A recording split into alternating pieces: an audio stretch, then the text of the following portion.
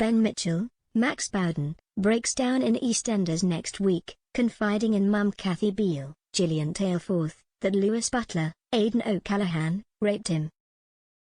The mechanic has struggled to come to terms with what happened to him several weeks ago, and those around him, including Kathy, have started to become concerned about his mental health.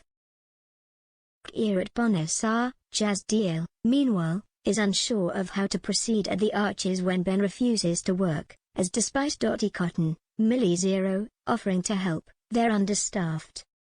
J. Brown, Jamie Borthwick, offers a solution, recommending a mechanic he knows, named Dave.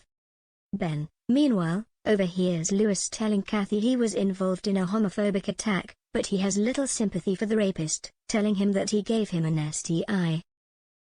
Ben's behavior is called into question, after he is rude to Lala Pierce, Danielle Harold. Gerrit, for one, is worried to see the medication Ben is taking, and thus he pays his colleague a visit, letting him know that he's always there to talk to. There is soon conflict, however, when Ben shows up at work to find out about Dave's hiring. Dave is overly familiar, which Ben finds uncomfortable, and thus he leaves for some fresh air, but he spots Callum Highway, Tony Clay, offering Lewis advice about reporting his homophobic attack. Riled up, he returns to the Arches and insists that Dave leave, before ultimately breaking down, alone. The following morning, Ben wakes up in the Arches, having spent the night there. He hears Dave banging on the door demanding his wages, a problem which Jay sorts on his behalf. Gerrit, however, is alarmed by Ben's state, and thus he relays his concerns to Kathy, who subsequently confronts her son.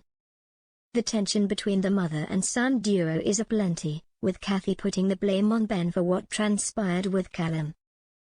This proves to be too much for Ben and, as emotions run high, the penny finally drops for Kathy, as she realizes that Lewis raped her son.